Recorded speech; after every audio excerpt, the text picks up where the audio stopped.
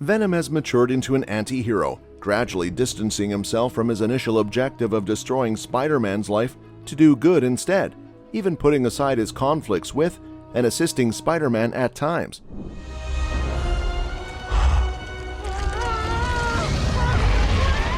Is Venom finally meeting Spider-Man? Tom Hardy's Eddie Brock and Venom were last seen in a mid-credits scene in Spider-Man No Way Home, and they're both back for Venom 3.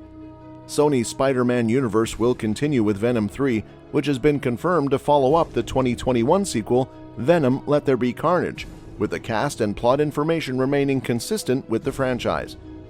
The Venom movies on SSU feature the anti-hero Marvel Comics character Eddie Brock and the titular alien symbiote bonded to his body, which sometimes takes over, grants him incredible strength and other abilities, and occasionally bites people's heads off. However, the last time Venom appeared on the big screen was in a brief crossover with the MCU. Following the mid-credits sequence in Venom Let There Be Carnage, in which Eddie and the symbiote were transferred via the universe to the reality of Peter Parker aka Spider-Man, they reappear in the end credits tease in Spider-Man No Way Home. Eddie was returned to his universe in that additional scene, but not before leaving a fragment of the symbiote in the MCU.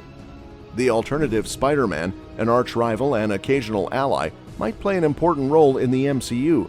It remains to be seen whether this will have any effect on Venom 3. For the time being, here's a rundown of everything we know about the third Venom film. Before moving further, do not forget to like, share, subscribe to the channel, and press the bell icon for further updates.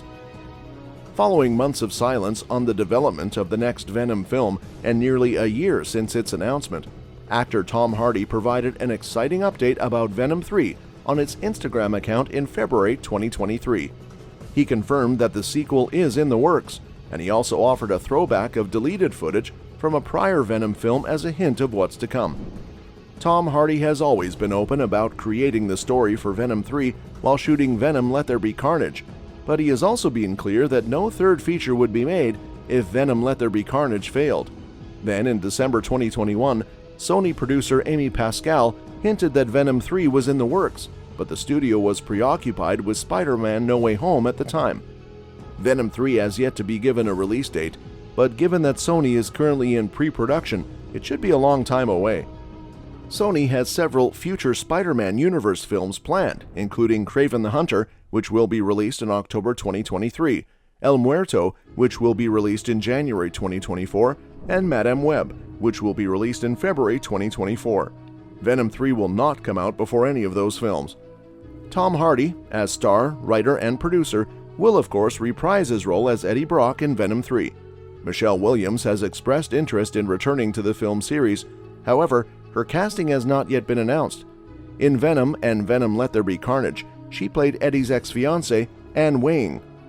Despite their breakup, Anne and Eddie remain friends, and she is one of the few individuals who knows Eddie's alter ego.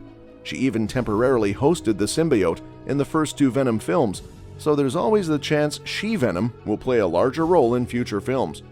Reid Scott, who plays Anne's fiancé Dan, and Peggy Lou, who always needs a scene to steal as convenience store owner Mrs. Chen, are two more returning cast members from the franchise. Stephen Graham, on the other hand, is the most perplexing. In the comics, he plays Detective Patrick Mulligan, who later becomes the villain Toxin. Mulligan is seen to have acquired a portion of the symbiote at the end of Venom Let There Be Carnage, hinting at his becoming a villain in the sequel. Andy Serkis will not be directing Venom 3 because Serkis is busy filming Animal Farm, written by George Orwell, and will be unable to work on both projects. Kelly Marcel, who wrote both Venom movies, will make her directorial debut. Before moving on, guys, tell me one thing. Have you read any books by Orwell? I read 1984, which is very interesting, and my favorite dialogue in this novel was, "Big Brother is watching you." Let me know your favorite writer in the comment section. There have been no story specifics disclosed about Venom 3, but conjecture about Venom's third adventure has centered on Spider-Man No Way Home and the comics. One thing to keep in mind is that Venom 3 is referred to as the final chapter. Whatever occurs in Venom 3 should tie up any loose ends in the trilogy, particularly Eddie's bond with Anne and his link to the Venom symbiote, which he never wanted in the first place.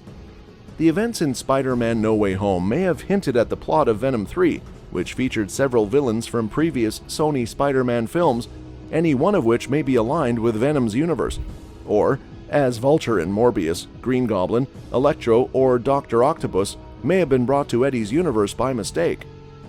Hardy might face up against several Marvel characters in Venom 3, including Morbius and Kraven from the SSU. The sequel might feature Prowler, Null, or Black Cat, who have all previously fought the symbiote in the comics. Venom 3 is easily compatible with Sony's Spider-Man universe. Morbius, which finishes with a mid-credit scene with the MCU's Vulture, aka Adrian Toomes and Michael Keaton, transferred to the SSU, previewed the expanding world. The Vulture's suggestion that he and Morbius Jared Leto create a team is a clear reference to the Sinister Six, a group of villains against whom Spider-Man is frequently pitted. These characters could appear in Venom 3, and once Kraven the Hunter is revealed in his film, he could be another Sinister Six member to make a cameo appearance.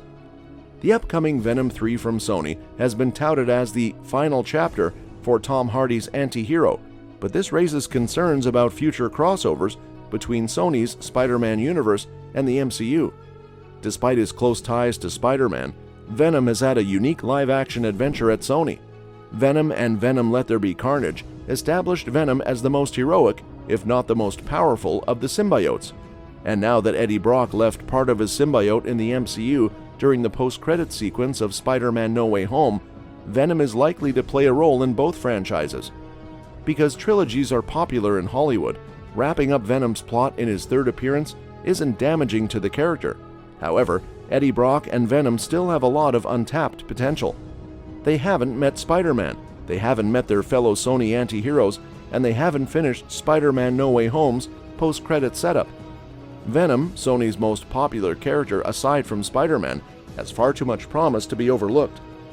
With another MCU Spider-Man trilogy on the way, the symbiote setup in Spider-Man No Way Home appears likely to be paid off in the form of a symbiote Spider-Man narrative, or a Spider-Man vs. Venom crossover. In the spirit of Spider-Man No Way Home, such a crossover would be a massive event, giving the MCU and Sony's Spider-Man universe even more potential for blockbuster tales in the future. Venom 3 may be Tom Hardy's final appearance in the SSU before being taken to the MCU so that Eddie Brock can finally face off against Peter Parker.